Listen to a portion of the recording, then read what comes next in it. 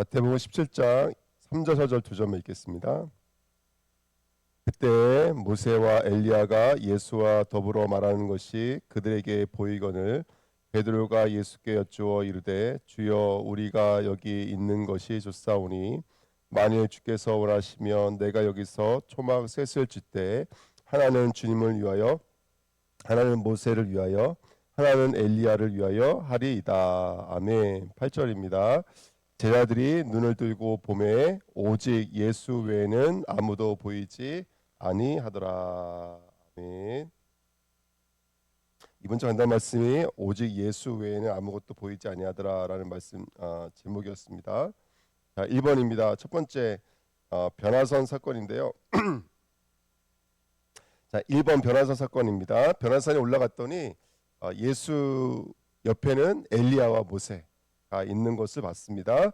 엘리야와 예수와 모세가 세 명이서 더불어 말하는 것을 봤다고 말을 하고 있습니다. 두 사람 다 선지자이기 때문에 말한다라는 말이 굉장히 의미가 있죠. 어떤 말을 했느냐? 구약 전체가 했던 말, 구약 전체가 그 말을 하고 있다라고 보셔도 될 말들이겠죠. 그렇죠. 뭘 말했나 이렇게 보니까 누가복음 9장 31절에 보니까 별세에 대해서 얘기했다. 정확히 말하면 예루살렘 엑소스입니다. 그래서 예루살렘에서 탈출하겠다.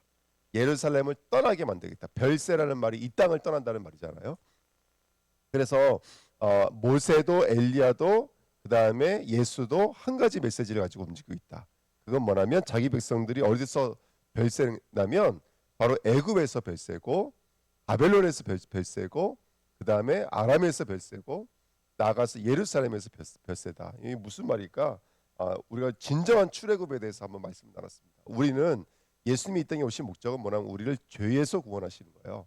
그렇죠? 죄에서 구원한다는 얘기는 뭐냐면 하나님 없는 허망함, 어두움, 썩어짐, 그 다음에 우상의 것들과 바꿔 쓰고 있는 우리의 우상 숭배, 하나님을 떠나서 마귀에게 붙잡혀서 공중 권세에게 붙잡혀서 세상 풍조를 따르고 있는 이 땅에서 우리를 끄집어내겠다라는 것이죠. 그게 출애굽입니다. 근데 이번 주에 1번을 통해서 말하고 싶었던 것은 뭐냐면 그러면 단순하게 그 출애굽이 우리가 예수를 베드로 고백했잖아요. 주는 그리스도시요 살아계신 하나님의 아들입니다. 근데 그 고백이 얼마나 엄청난 고백이냐면 그 고백 위에 교회가 세워지게 돼 있어요. 그 고백이 반석이니까. 그다음에 그 고백 위에 음부의 권세가 이길 수가 없어요. 그 고백 위에 천군 열쇠가 주어진다니까요. 그러니까 우리가 예수를 믿는다라고 하는 것은 우리의 실력에서 시작된 게 아니잖아요. 하나님의 은혜에서 시작된 거예요. 그러니까 하나님이 주시는 구원은 너무나 완전하고 너무나 대단한 거예요. 그런데 그럼에도 불구하고 우리가 베드로가 그리스도라고 고백했지만 여전히 베드로의 삶은 어디에 붙잡혀져 있는 삶이라면 창세기 3장 그 죄에 붙잡혀져 있는 삶인 거예요. 그러니까 구원은 받았지만 삶은 아직도 그 그리스도가 온전히 시인되지 않는 거예요. 그래서 예수님이 뭐라고 말씀하시냐면 그거 사탄이야. 그거 사람의 일이야. 내 뒤로 물러가라 이렇게 말씀해요. 내 뒤로 물러가라. 나를 따르라 이렇게 말씀하지 않으시고요.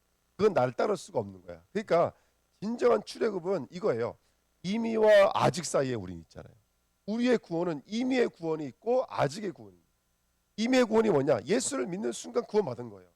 그 그리스도는 그 자체가 완전해요. 왜? 우리의 수준이 아니니. 하지만 그럼에도 불구하고 우리는 어떤 길을 걸어가야죠? 그 구원이 이루어지고 있는 여정을 걸어가야 돼요. 그 구원이 이루어지고 있는 여정.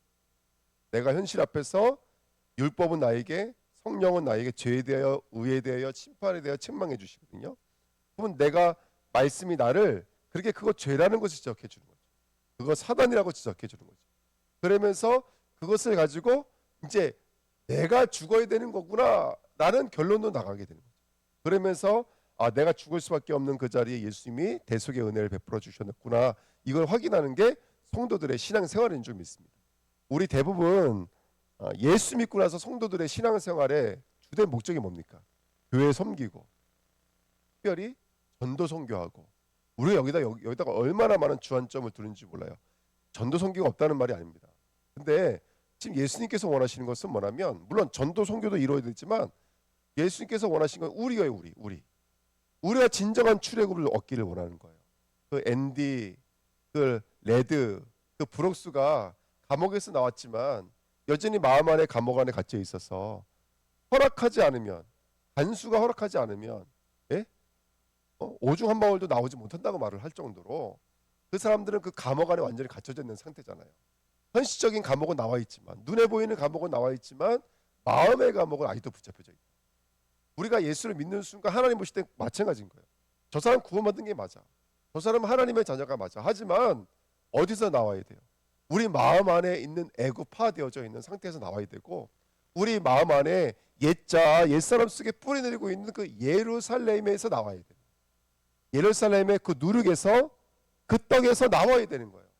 근데 거기에 머물러 있는 것이죠. 이게 바로 이제 1번 대지가 말하고 있는 언약입니다. 그래서 출애굽, 세모트라는 진정한 출애굽의 역사는 뭐냐면, 애굽의 이스라엘이 애굽에서 나온 걸로 끝나지가 않아요. 그 다음부터 진짜 출애굽은 어디서 이루어지는 거예요? 광야에서 이루어지는 거예요. 광야에서 일단은 그들에게 말씀이 주어지고, 그 말씀이 주어질 때 그들에게 어떤 일이 일어나죠? 옛사람은 죽는 것이고 새라 사람이 되는 거예요. 그 새 사람이 성막을 이뤄서 가나안 땅 들어가는 거예요. 성막을 만들어서, 법궤를 만들어서 가나안 땅을 들어가는 거예요. 이게 출애굽기의 내용입니다. 그래서 우리 주은혜교회가 지금 그 응답을 이 광야라고 하는 교회 속에서 누리시는 거예요. 광야라고 하는 교회 속에서 우리 안에 있는 창세기 3장을 오늘도 예수의 피가 아니면 안 되는 거예요. 그래서 우리가 광야에서 배우는 게 그거예요. 예수의 피, 예수의 피. 피 하나 깨닫는 거예요. 정말로 우리가 피 하나 깨닫는 거예요. 피 하나. 내 인생 전체를 걸고 예수 그리스도의 보혈의 피가 아니면 안 되는 그 영적인 사실 하나를 배우는 것이 이 광야의 삶인 줄 믿습니다. 우리가 오늘도 십자가를 배우는 저와 여러분 되시기를 축복드립니다. 아멘. 예. 그래서 참 신앙생활이 뭐냐? 예수를 믿었으면 천국 가는 게 최고 좋은 일인데 왜 하나님은 아직도 이 땅에 우리의 목숨이라고 하는 피식이라고 하는 호흡을 우리에게 남겨놓으셨습니다. 아직의 구원이 이루어지는 여정입니다. 아직의 구원. 그래서 성경 전체는 그 얘기하고 있는 거죠. 그래서 우리가 뭐 서신서를 한번 읽어보십시오. 사도 바울이 쓴 로마서, 고린도전서 이거 한번 읽어보십시오. 베드로가 쓴 베드로전서, 후서, 디도서, 뭐 이거 읽어보십시오. 신앙의 다 여정은 뭔 거예요, 여러분들? 예. 물론 전도도 중요하고 설교도 중요하고 봉사도 중요하고 헌신도 중요하고 어떻게 쓰임 받느냐도 너무 중요하지만 하나님은 너가 누구냐? 지금 너가 그 구원이 어떻게 이루어지고 있느냐? 요건 거예요. 이 복음이 그 원수된 그 자리에서 어떻게 싹트고 있고, 그 복음이 너희들의 삶 속에서 어떻게 억압되고 있는 삶 속에서 어떻게 이루어지고 있느냐? 이게 진정한 출애굽입니다. 그래서 1번 대지 진정한 출애굽의 저와 여러분들에게 임하시길 축복드립니다. 두 번째, 빛이 임하니까 베드로만 예수만 빛나는 것이 아니라 빛이 임하니까 지금 누구도 보여주라면 베드로의 상태도 드러나는 거예요. 왜 하필 모세와 엘리야냐? 왜 하필 모세와 엘리야냐? 그것은 지금 베드로의 사실은 마음의 상태인 것을 우리에게 드러내고 있는 거예요. 빛이 임하니까 베드로 안에는요 모세도 있고 엘리야도 있고 예수도 있는 거예요. 우리가 신앙생활하면서 우리가 왜 예수를 만났던 어떤 극한 경험들이 있잖아요. 예수를 만났던 극한 경험들. 그 극한 경험들이 사실 예수를 만나게 돼요. 저 같은 경우에 늘 복음 전할 때 우리 아버지 알코올 중독 걸렸던 것 쭉 얘기하거든요. 근데 문제는 뭐냐면 그러면 내 안에는 뭐만 남아야 되는 거예요? 예수만 남아야 되는 거예요. 근데 예수도 있고 옆에 옛날에 술 드셨던 아버지도 있고 그게 같이 있는 거예요. 옛날 것들이 같이 있는 거예요. 그러면 아직까지도 이 베드로가 예수를 따라감이 아직도 오직 예수가 아니라 그리스도가 아니에요. 모두 같이 있는 거예요. 지금 이 베드로가 이 예수를 알아가는 데 있어서 가장 중요한 배경이 구약 성경이거든요. 그러니까 이 베드로 안에는 모세도 있고 엘리야도 있고 예수도 있는 거예요. 이게 초막 셋인 거예요. 일본 성경의 초막은 집이잖아요. 베이트잖아요. 베이트는 또 다른 말로 뭐죠? 성전이에요. 이스라엘이 북이스라엘, 남이스라엘 나눠졌을 때 가장 큰 싸움이 뭐였습니까? 어디가 진짜 성전이냐의 싸움이었어요. 성전에 세 개나 있었잖아요. 그렇죠? 진짜 성전이 어디냐? 예수 외에는 다른 성전이 있으면 안 돼요. 우리의 교회는 예수 교회, 우리의 나라는 예수 왕국밖에 없어요. 예수도 있고, 경제 총리도 있고, 대통령도 있고 이거 아니에요. 예수가 있고 예수가 한 분만 있는 거예요. 우리의 장막은 함의 장막, 기력의 장막이 되면 안 돼요. 예수도 있고 기력도 있고. 그거 아니에요. 우리의 장막은 예수 하나 있어야 돼요. 근데 빛이 딱 임하니까 베드로의 상태가 이게 투가 되는 거예요. 예수도 있고 엘리야도 있고 모세도 있고. 내 예수는 모세적 예수야. 그거는 물에 빠져 있는 상태인 거예요. 물에 빠져 있는 상태. 말씀의 물이 이렇게 잔잔하게 말씀이 내게 흘러야 되거든요. 근데 그 말씀이 예수를 깨달으라고 줬는데 말씀이 흐르다가 말씀이 고여버려요. 그게 사해바다잖아요. 말씀이 고이면 거기 빠지게 돼 있는 거예요. 지금 이 땅에 많은 성도들이 그게 말씀이 고여버린 거예요. 말씀이 세계복음화에 고여버린 거예요. 예? 무슨 훈련에 고여버린 거예요. 아니에요. 말씀이 잔잔하게 흘러가야 돼요. 그게 예수 말하고 있는 것들이. 그 예수를 알려주기 위해서 저에게는 그 술 드셨던 아버지가 있었던 거고 맨날 동네 아줌마다 싸웠던 어머니가 있었던 건데 제가 예수를 믿고 나서는 이제는 그러면 나를 예수 믿게 만들었던 아버지도 사라져야 되고 어머니도 사라져야 되고 누구만 남아야 되는 거예요. 제 마음속에는 예수만 남아야 되는 거예요. 근데 예수를 알려고 준 말씀이에요. 그건 사건이 아니에요. 그건 일들이 아니에요. 그건 말씀이지. 우리가 오늘 겪는 모든 일들은 예수를 깨달으라고 흘러주는 물인 거예요. 그 말씀이 내 안에 들어오면 이 마음에 불붙어가지고요 결단이 되어지고 시인이 되어지고 전도가 되어지고 증거가 되어지고 기도가 되어져야 되고 찬양이 되어져야 되잖아요. 이게 바로 물의 말씀 불의 말씀이에요. 말씀이 잔잔히 흘러가고 있는 상태. 그런데 말씀이 결단이 되지 않고 이것이 잘못해서 잘못 찔리게 되고 그 말씀으로 내가 남을 판단하게 되어지고 기준 잡게 되어지면 그거는 불에 빠지는 말씀. 그러니까 변화산에서 내려오니까 그 밑에 있는 아이가 불에도 빠지고 물에도 빠지고 물론 이제 그 아이를 강에도 빠뜨렸겠다 이 말이겠죠. 물론 사단이 불에도 집어넣었다 이 말이겠죠. 근데 사단이 저와 여러분들을 불 속에 집어넣는 게 목적은 아니잖아요. 이게 무슨 말인지 내용을 이해해야 되겠죠. 정말로 예수를 알려고 준 메시지들인 거예요. 예수를 알려고 준 사건들인 거예요. 우리는 사건에도 남으면 안 되고요. 우리는 그 사람에게도 남으면 안 돼요. 우리는 예수만 남아야 돼요. 할렐루야. 우리 전사님은 저를 너무 사랑해 주셔가지고요. 예수도 사랑하고 이수라 목사 사랑하고 할렐루야. 절대로 뭐 그러겠죠? 안 돼요. 우리 교회는 예수만 남아요. 우리 교회는 예수만 높아져요. 또 우리 전사님들이 성도님들이 또 우리 전사님들 너무 사랑해가지고 예수도 있고 고은정 전사님도 있고 김수진 전사님도 있고 그러면 안 돼요. 예수만 있어요. 어떤 상황과 환경 속에서 그런 응답과 은혜 누리시기를 예수님의 이름으로 축복드립니다. 자 결론 3번. 그래서 어떻게 해야 된다? 예수의 얼굴이 나의 마음속에서 해같이 비쳐야 된다. 두 번째, 예수의 옷이 빛같이 내 마음에서 비쳐야 된다. 자 얼굴. 이게 마태복음 16절에 나왔다 그랬죠. 날씨가 얼굴이에요. 하늘의 얼굴. 예수는요. 예수는 구약의 얼굴이에요. 모든 말씀의 얼굴이에요. 말씀이 비치면 말씀이 참으로 비치면 뭘 깨닫게 돼요? 그리스도를 깨닫게 돼요. 성경은 그리스도를 말하고 있는. 자, 얼굴이 해같이 빛난다는 것은 뭐냐면 그리스도가 깨달아져야 된다는 거예요. 우리가 오늘 듣는 말씀이 그리스도 말씀이 되어져야 돼요.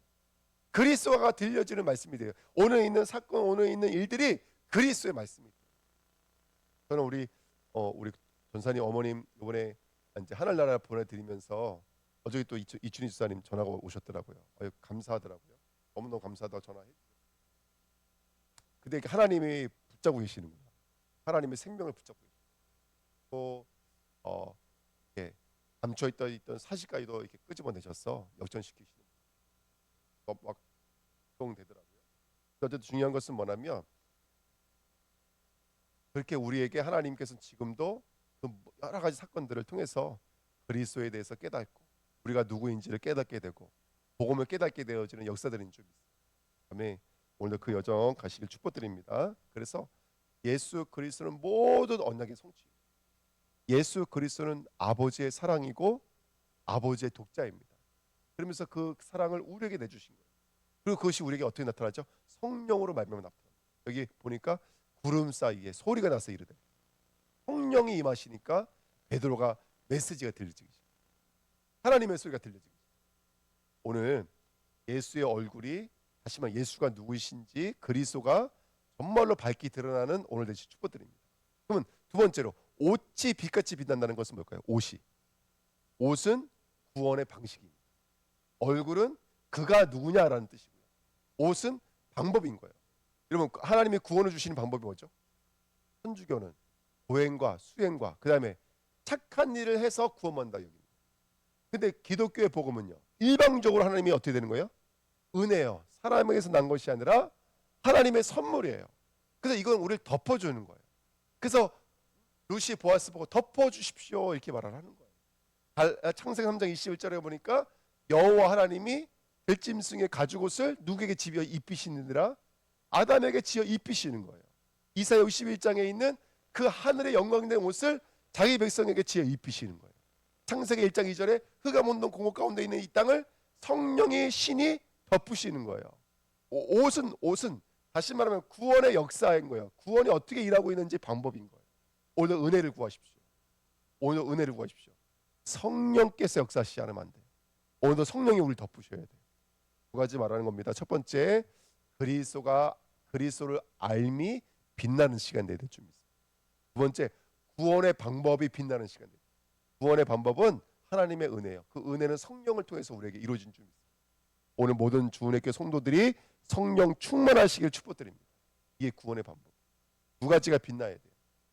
그러면 오직 예수 외에는 아무것도 보이지 아니하더라. 그 말씀이 이루어지게 될 줄 믿습니다. 하나님 감사합니다. 언약의 말씀이 이루어지는 참된 출애굽의 역사가 일어나도록 역사해 주옵소서. 감사를 드리며 예수 그리스도의 이름으로 기도합나이다. 예. 예, 우리 레위기 15장 17장입니다.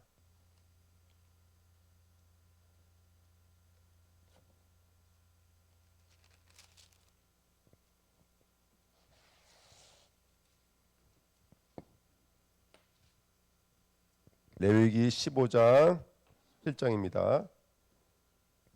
여호와께서 모세와 아론에게 말씀하여 이르시되 이스라엘 자손에게 말라에 이르라. 누구든지 그의 몸에 유출병이 있으면 그 유출병으로 말미암아 부정한 자라. 그의 유출병으로 말미암아 부정함이 이러하니 곧 그의 몸에서 흘러나오든지 그의 몸에서 흘러나오는 것이 막혔든지 부정한즉 유출병 있는 자가 넘는 침상은 다 부정하고 그가 앉았던 자리도 다 부정하니 그의 침상에 접촉하는 자는 그의 옷을 빨고 물로 몸을 씻을 것이며 저녁까지 부정하리라. 유출병이 있는 자가 앉았던 자리에 앉는 자는 그의 옷을 빨고 물로 씻을 것이며 저녁까지 부정하리라. 유출병이 있는 자의 몸에 접촉하는 자는 그의 옷을 빨고 물로 몸을 씻을 것이며 저녁까지 부정하리라. 유출병이 있는 자가 정한 자에게 침을 뱉으면 정한 자는 그의 옷을 빨고 물로 몸을 씻을 것이며 저녁까지 부정하리라. 유출병이 있는 자가 탔던 안장은 다 부정하며 그의 몸 아래에 닿았던 것에 접촉한 자는 다 저녁까지 부정하며 그런 것을 옮기는 자는 그의 옷을 빨고 물로 몸을 씻을 것이며 저녁까지 부정하리라. 유출병이 있는 자가 물로 그의 손을 씻지 아니하고 아무든지 만지면 그 자는 그의 옷을 빨고 물로 몸을 씻을 것이며 저녁까지 부정하리라. 유출병이 있는 자가 만진 질그릇은 깨뜨리고 나무 그릇은 다 물로 씻을지니라. 유출병이 있는 자는 그의 유출이 깨끗하여지거든 그가 정결하게 되기 위하여 이레를 센 후에 옷을 빨고 흐르는 물에 그의 몸을 씻을 것이라. 그러면 그가 정하리니 여덟째 날에 산비둘기 2마리나 집비둘기 새끼 2마리를 자기를 위하여 가져다가 회막문 여호와 앞으로 가서 제사장에 줄 것이요. 제사장은 그 한 마리는 속죄제로 다른 한 마리는 번제로 드려 그의 유출병으로 말미암아 여호와 앞에서 속죄할지니라. 설정한 자는 전신을 물로 씻을 것이며 저녁까지 부정하리라. 정수가 묻은 모든 옷과 가죽은 물에 빨 것이며 저녁까지 부정하리라. 남녀가 동침하여 설정하였거든 둘 다 물로 몸을 씻을 것이며 저녁까지 부정하리라. 어떤 여인이 유출을 하되 그의 몸에 그의 유출이 피이면 이래 동안 불결하니 그를 만지는 자마다 저녁까지 부정할 것이며 그가 불결날 동안에는 그가 누웠던 자리도 다 부정하며 그가 앉았던 자리도 다 부정한즉 그의 침상을 만지는 자는 다 그의 옷을 빨고 물로 몸을 씻을 것이요 저녁까지 부정할 것이며 그가 앉는 자리를 만지는 자도 다 그들의 옷을 빨고 물로 몸을 씻을 것이요 저녁까지 부정할 것이며 그의 침상 위에나 그가 앉은 자리 위에 있는 것을 만지는 모든 자도 저녁까지 부정할 것이며 누구든지 이 여인과 동침하여 그의 불결함에 전염되면 이래 동안 부정할 것이라.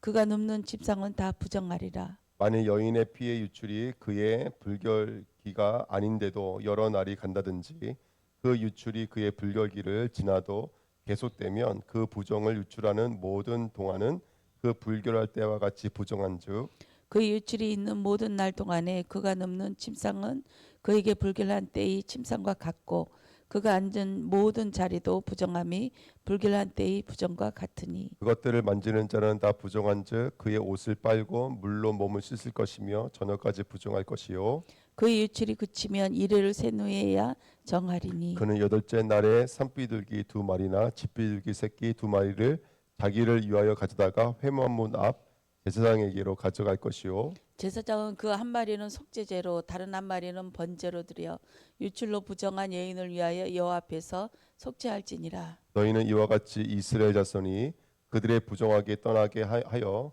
그들 가운데 있는 내 성막을 그들이 더럽히고 그들이 부정한 중에서 죽지 않도록 할지니라. 이 규례는 유출병이 있는 자와 설정함으로 부정하게 된 자와 불결기에 앓는 여인과 율주병이 있는 남녀와 그리고 불결한 여인과 동침한 자에 대한 것이니라. 아론의 두 아들이 여호와 앞에 나아가다가 죽은 후에 여호와께서 모세에게 말씀하시니라. 여호와께서 모세에게 이르시되 내 형 아론에게 이르라 성소의 휘장 안 법궤 위 속죄소 앞에 아무 때나 들어오지 말라 그리하여 죽지 않도록 하라 이는 내가 구름 가운데서 속죄소 위에 나타남이니라. 아론이 성소에 들어오려면 수송아지를 속죄 제물로 삼고 순양을 번제물로 삼고 거룩한 세마포 속옷을 입으며 세마포 속바지를 몸에 입고 세마포 띠를 띠며 세마포 관을 쓸지니 이것들을 거룩한 옷이라 물로 그의 몸을 씻고 입을 것이며 이스라엘 자손이 회중에게서 속죄 제물로 삼기 위하여 순염소 두 마리와 번제물로